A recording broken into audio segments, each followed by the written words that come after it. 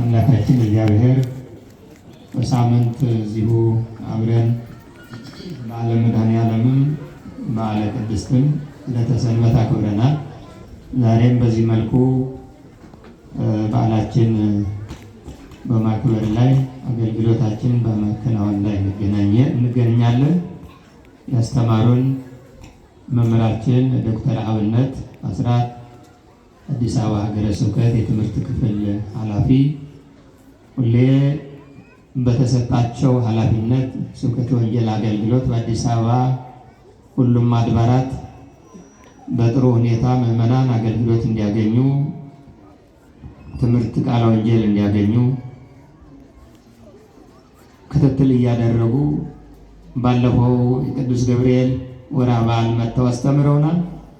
እጅግ በጣም ደስ የሚል ትምህርት። ዛሬም እንደዚሁ ሁል ጊዜ ከኛ ጋር ናቸውና በእድሜ በጤና በጸጋ ይጠብቅልን ብላቸው አመስግኖላቸው እግዚአብሔርን እሱን ተውትና እግዚአብሔር ይጠብቅልን ቃለ ሕይወት ያሰማልን በሏቸው። ዝም ብላቸው እኔና እናንተም በሰማነውና በተማርነው በተነገረን መጠንና ልክ ስራ እንድንሰራበት አምላካችን እግዚአብሔር በቸርነቱ ይርዳል። ምዕመናን ሁላችሁም የጸሎት መጽሐፍ አላችሁ?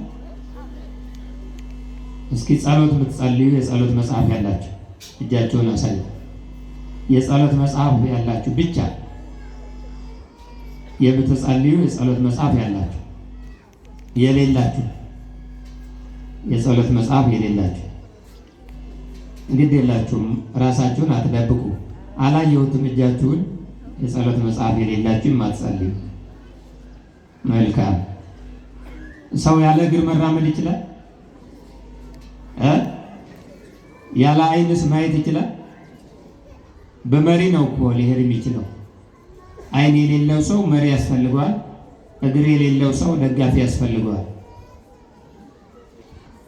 የጸሎት መጽሐፍ አሁን ይሄ መስቀል ስለሚያገለግል ነው የምንይዘው። ያለዚህ መስቀል መባረክ ምናልባት በእጅ ሊሆን ይችላል። እጅ ከሌለ መስቀል ከሌለ መባረክ ይቻላል? የጸሎት መጽሐፍ ትልቁ መሳሪያችን ነው። ሁላችን በአንድነት ሆነን ወደ እግዚአብሔር ብንጸልይ፣ አንድ ልብ ሆነን እግዚአብሔር ብንለምነው መፍትሄ አይሰጠንም? ችግሩ አይፈታልንም? ለኳስ ጊዜ እንደምንሰጠው ሁሉ ራሳችን ለማዝናናት ለዕለት ምግብ ለስጋዊ ምግብ ጊዜ እንደምንሰጠው ሁሉ ለጸሎት ጊዜ ብንሰጥ እኮ ሀገራችን ሁሉ ሕዝብ 100 ምናምን ሚሊዮን ሕዝብ በአንድ ልብ ሆኖ ወደ እግዚአብሔር ቢጸልይ ሀገራችን ምንም እንከን የሌላት ፈተና የሌላት ችግር የሌላት ሀገር ነበር የምትሆነው። እንጸልይ ባካችሁ። በዚህ ወቅት በተለይ ካልጸለይን መቼ ልንጸልይ? ጸሎት እንለማመድ ባካችሁ። ስፖርት እኮ በቃ መደበኛ ጉዳይ ሆኗል። ስፖርት ደጋፊዎቹ አያውቁን መደገፋችን፣ ተመልካቾች መሆናችን፣ አድናቂ መሆናችን አያውቁንም። እኛ ደግሞ መከራችን እናያለን። ይህ ከእግዚአብሔር ጋር ያገናኛል? ምዕመናን የሚያገናኘው ጸሎት ነው። ጾም እንደምንጾም ሁሉ ጸሎትና ጾም አብሮ የሚሄድ ነው።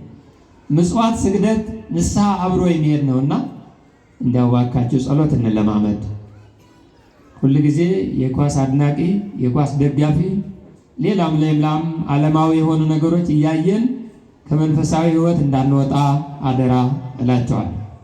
የመማራችንም ትርጉም ይሄ ስለሆነ የማወቃችን የመማራችንም ጥቅሙ ይሄ ስለሆነ ቀጥሎ ደግሞ ለቅዱስ ሥጋው ለክቡር ደሙ መብቃት ነው ዋናው። በእውነት ካህናት አባቶቻችን አሁን ቅድም መላከ ስብሐት ደርብ ልጆቻቸው መጠለያ ላይ አድርገው እንዲያስተምሩ ጥሪ ተደርጓል።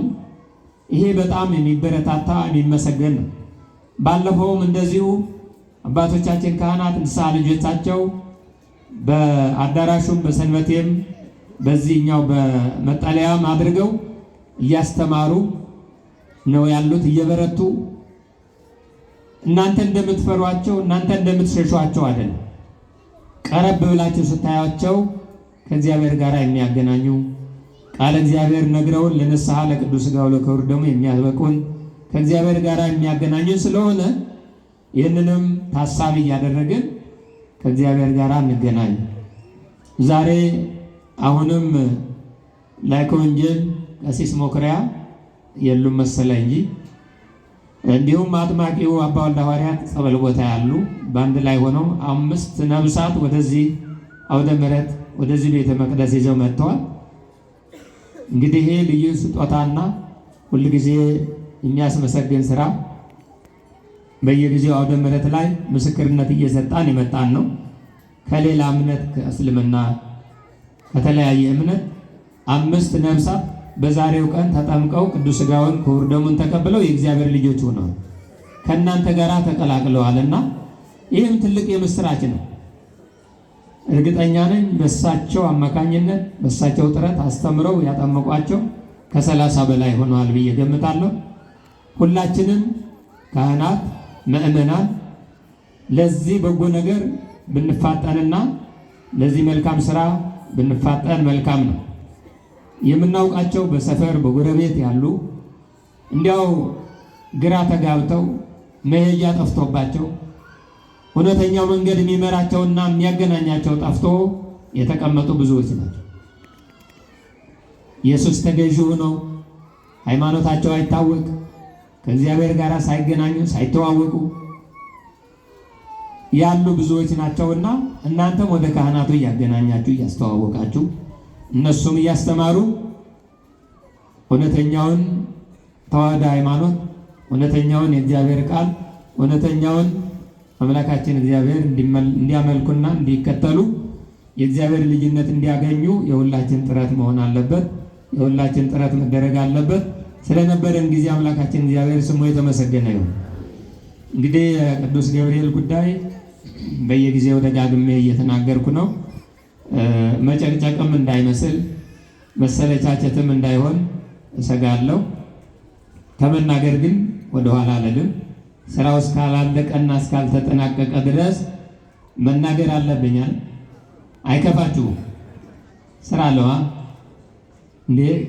ገና ገሌ ይማረርብኛል ገሌ ይሰለቸዋል ብለን ስራ እናቆምም። የጀመርነውን ስራ ዓላማ ነውና እስከምንጨርስ ድረስ እንታገላለን፣ እንናገራለን፣ እናሳስባለን። ብረት እንደሚያስፈልግ ደጋግመን ተናግረናል። የቁርስ ድርሻ ለቅዱስ ገብርኤል ብረት ባለ 10 ባለ 12 ባለ 14 ባለ 16 አንዳንድ ብረት ብለን ሁሉም አውጀናል።